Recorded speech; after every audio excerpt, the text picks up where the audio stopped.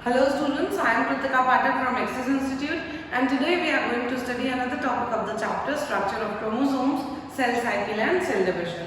In the previous video we had discussed about chromosomes, chromatids, chromatin fiber and had studied in detail about the double helical model of DNA. In this video we are going to discuss about the packaging of DNA, that is how the DNA gets packed inside a nucleus, because we had already discussed the length of the DNA is 2.2 meters long. So how does it get fits inside a 6 micrometer of nucleus? So in this video we are going to discuss about the packaging of DNA, that is nucleosome. So in detail, firstly to understand what nucleosome is, we should have to understand what is histone protein.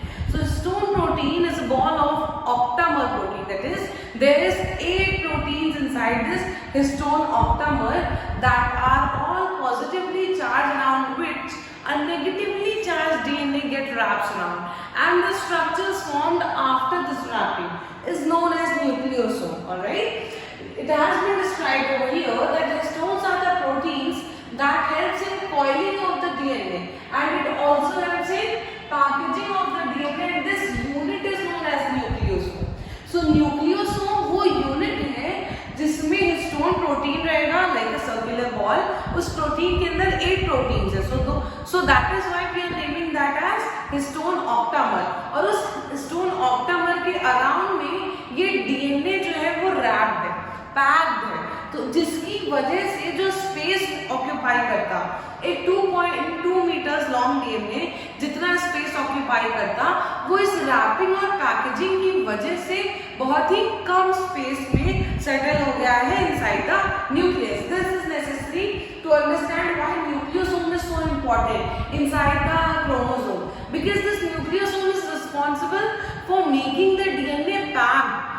This packaging is responsible to make the chromosome in condensed form so that it can accumulate a 2.2 meter long DNA inside it. Alright, it has been described over here that the DNA is wrapped around the core of 8 proteins. Core of 8 histone proteins का मतलब एक circle है, हम लोगों ने social science में पढ़ा है. क्रस्ट, मेंटल कोर, अर्थ का जो इनर सर्कुलर सबसे हॉटेस्ट सरफेस होता है उसे हम कोर कहते हैं. तो core symbolizes a spherical ball-like structure.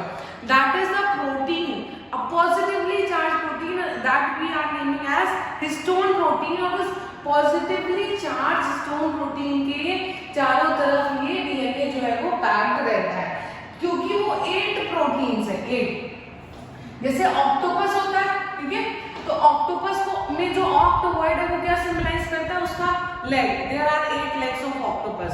तो ऑक्टामर का भी ये मतलब है कि it has 8 proteins. Alright, mer as in monomer, polymer, तो वो मर जो है वो प्रोटीन की यूनिट डिसाइड कर रहा है. तो 8 proteins are there, that is why we are calling it histone octamer. उसके बाद लिखा हुआ है कि अगर डीएनए जो है वो इस हिस्टोन ऑक्टामर के चारों तरफ बाइंड हो चुका है, तो उस स्ट्रक्चर को क्या बोलेंगे, न्यूक्लियोसोम बोलेंगे. अभी मैंने बताया कि अप्रोक्सीमेटली 2.2 मीटर्स का डीएनए होता है, मगर जब हम 2.2 मीटर्स को राउंड ऑफ करते हैं तो बिकॉज उसका 5 से कम है डेसिमल के बाद और वो नॉन सिग्निफिकेंट वैल्यू है, तो हम उसको राउंड ऑफ करके 2 मीटर्स ही याद करते हैं. ठीक है, उसके बाद लिखा हुआ है कि न्यूक्लियस का जो डायमीटर है दैट इज अराउंड 6 माइक्रोमीटर्स. ठीक है, तो आप इस तरह से उसको मीटर्स में लिख सकते हो, इतनी छोटी यूनिट है वो. और उस छोटे से न्यूक्लियस में ये 2.2 मीटर्स लॉन्ग डीएनए फिल है because of this packaging called as nucleosome. इस न्यूक्लियोसोम के चारों तरफ डीएनए बाइंड है, इसीलिए डीएनए यहाँ पे फिट हो पा रहा है. ठीक है, तो लिखा हुआ है कि डीएनए यहाँ पे फिट होने के लिए it has to be in condensed form. वो हाईली कंडेंस्ड फॉर्म में होना चाहिए इनसाइड द न्यूक्लियस और सुपर कॉइल होना चाहिए, जिसकी वजह से वो क्रोमोसोम जो है वो न्यूक्लियस के अंदर फिट हो पा रहा है. ठीक है, तो ये क्रोमोसोम के बारे में हमने लास्ट क्लास में डिस्कस किया था. अभी हम पैकेजिंग फिर से समझते हैं क्रोमोसोम की. उससे पहले आप लोग न्यूक्लियोसोम का स्ट्रक्चर एक बार ध्यान से समझने की कोशिश करिए. हमने बताया कि जो ऑक्टामर है उसमें 8 प्रोटीन्स है. देखो 1 2 3 4, ये 4 बॉल ऊपर और 4 बॉल इस तरह से नीचे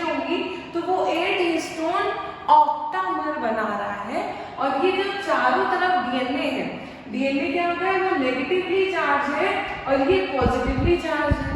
तो ये जो चारों तरफ डीएनए है, अगर हमने सपोज एक बॉल है, बॉल के चारों तरफ थ्रेड लपेटा, तो आपने जब वो थ्रेड को क्या बोलते हैं रैप किया, तो वो थ्रेड खुल भी तो जाएगा। तो इससे पहले ये डीएनए भी खुल जाए, न्यूक्लियस तो बहुत छोटा है ना, उसको वहां पे कंडेंस्ड फॉर्म में रहना है, कॉइल्ड फॉर्म में रहना है, तो इससे पहले ये भी खुल जाए हमें उसको सील करना होगा। और सील किससे होगा, इस H1 स्टोन से। ये H1 जो है इस स्टोन से ये सील होता है, ठीक है। और ये सील करने के लिए कौन सा डीएनए है, लिंकर डीएनए आता है लास्ट में, जिसको ये सील करता है, लिंक करता है पूरा लिंकर डीएनए। और ये तो फेविकोल का काम कर रहा है, ये स्टोन कर रहा है H1, ठीक है। अब लेकिन वो स्टोन जो H1 है ये 8 स्टोन्स का नहीं रहता, वो 8 प्रोटीन्स अलग है। ये H1 जो है सिर्फ समझ लो फेविकोल का काम कर रहा है, उसको लिंक करने का काम कर रहा है, फिनिशिंग दे रहा है कि अब डीएनए जो है वो खुलना है। तो इस तरह से डीएनए जो है वो न्यूक्लियोसोम्स के चारों तरफ रैप रहते हैं।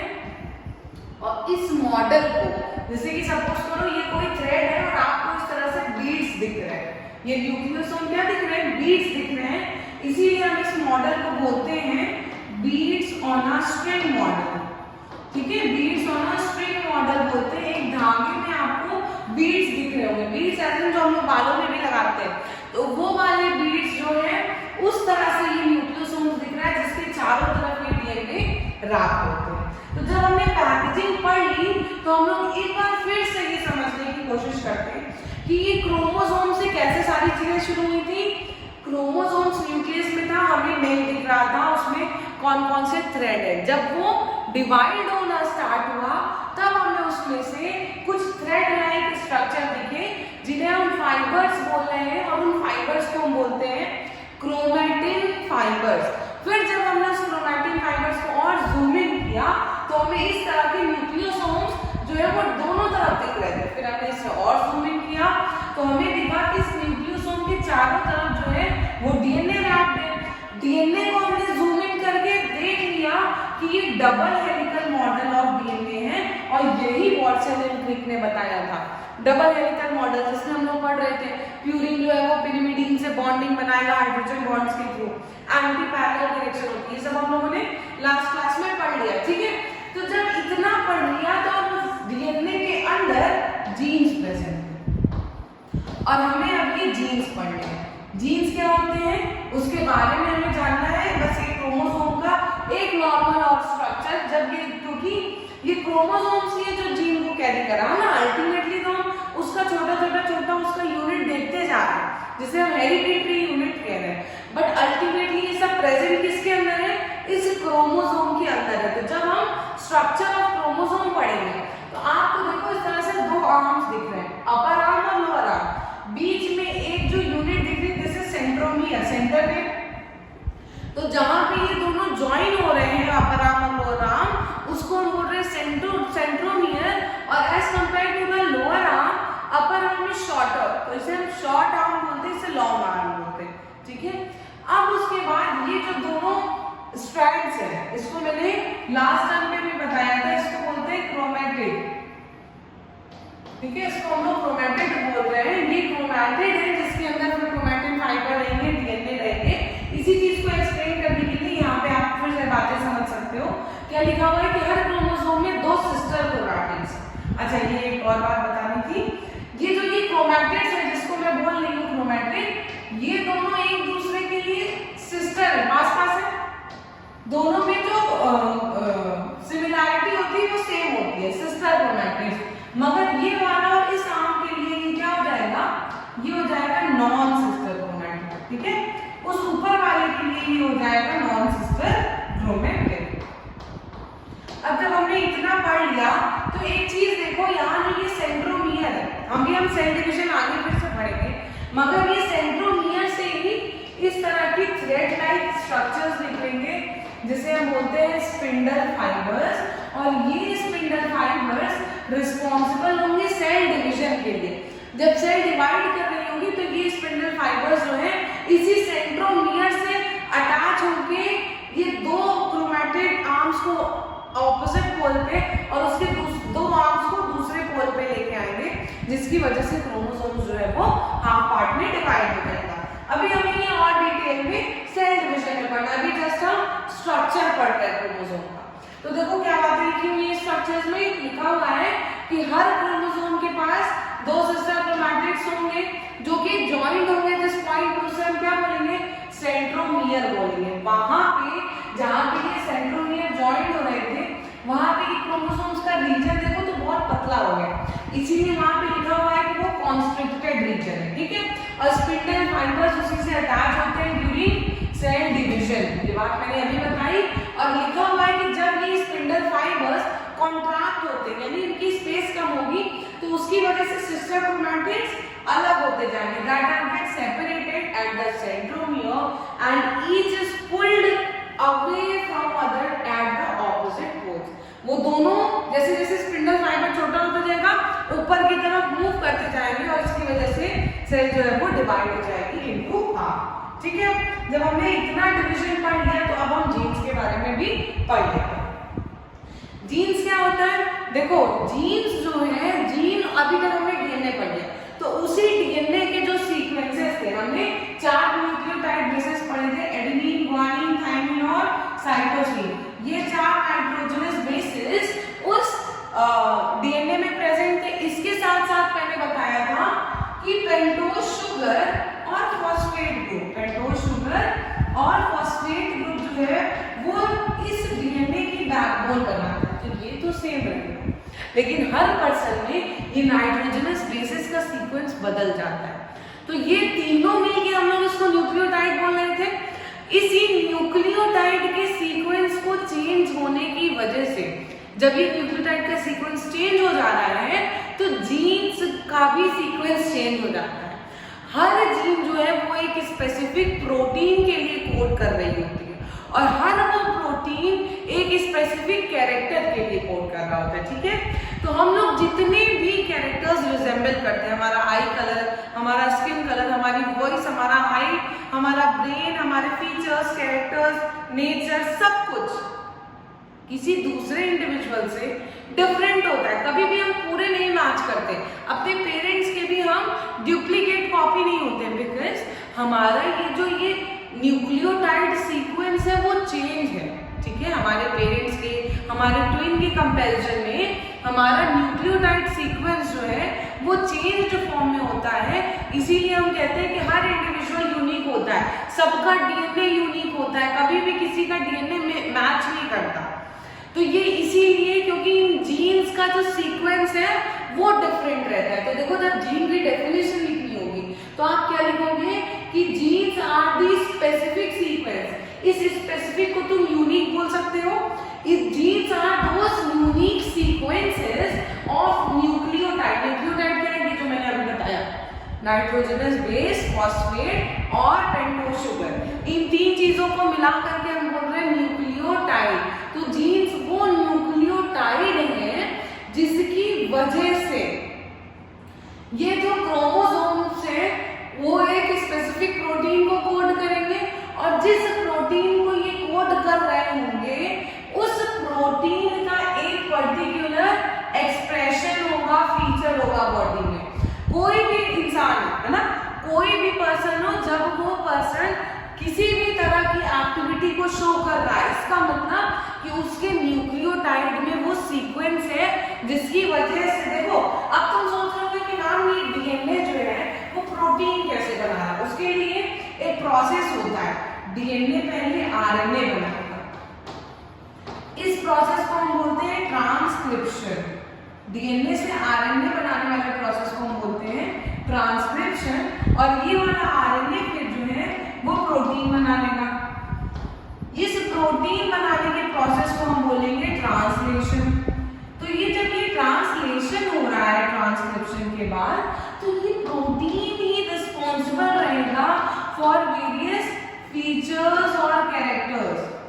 फीचर्स और कैरेक्टर्स के लिए ये प्रोटीन जो है वो रिस्पॉन्सिबल होगा जिसकी वजह से किसी भी पर्सन का कोई भी स्पेसिफिक कैरेक्टर हो रहा होगा, ठीक है।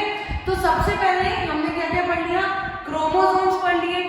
क्रोमोसोम्स एक एक्स शेप्ड स्ट्रक्चर था, उस एक्स शेप्ड स्ट्रक्चर का यहाँ पे कॉन्स्ट्रिक्शन था जिसे हम बोल रहे थे सेंट्रोमियर। अभी तक हमें बस इतना दिख रहा था, जब ये डिवाइड करने लगा तो हमें इसमें थ्रेड लाइक स्ट्रक्चर दिखने लगी, जिसे हमने क्या बोल दिया, क्रोमैटिन बोल दिया। इस क्रोमैटिन फाइबर को जब हमने जूम इन किया तो हमें क्या दिखा, ये bead on the string model दिखा। जब हमने इस बीट को देखा तो हमें क्या दिखा कि एक सर्कुलर हिस्टोन प्रोटीन है जिसके चारों तरफ नेगेटिवली चार्ज डीएनए बाइंड है, उसको लिंक कर रहा है ये H1 प्रोटीन।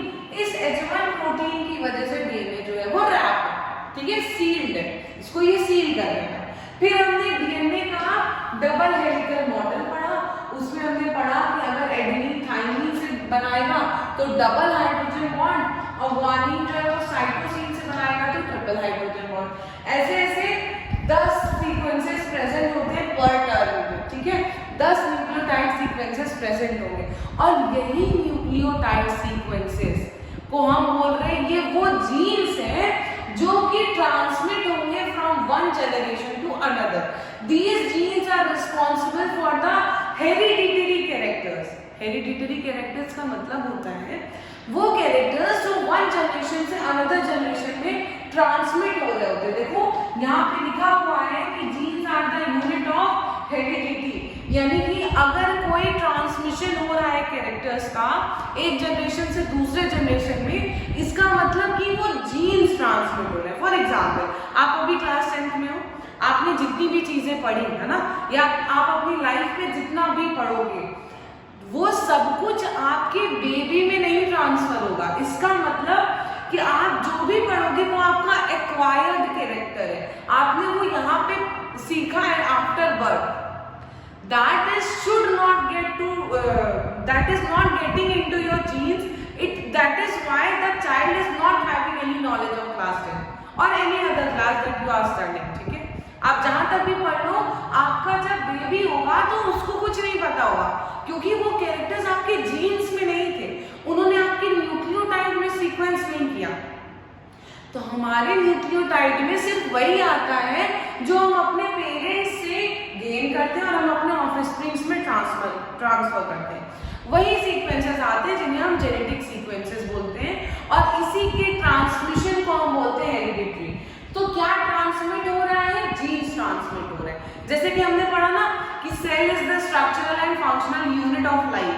तो लाइफ की जो सबसे छोटी इकाई थी, यूनिट थी, उसे हम सेल बोल रहे थे। वैसे ही हमारे कैरेक्टर्स का जो ट्रांसमिशन है, वो सबसे छोटा यूनिट जो ट्रांसमिट हो रहा है, दैट इज जीन, ठीक है। This is all about gene. Thank you for the class.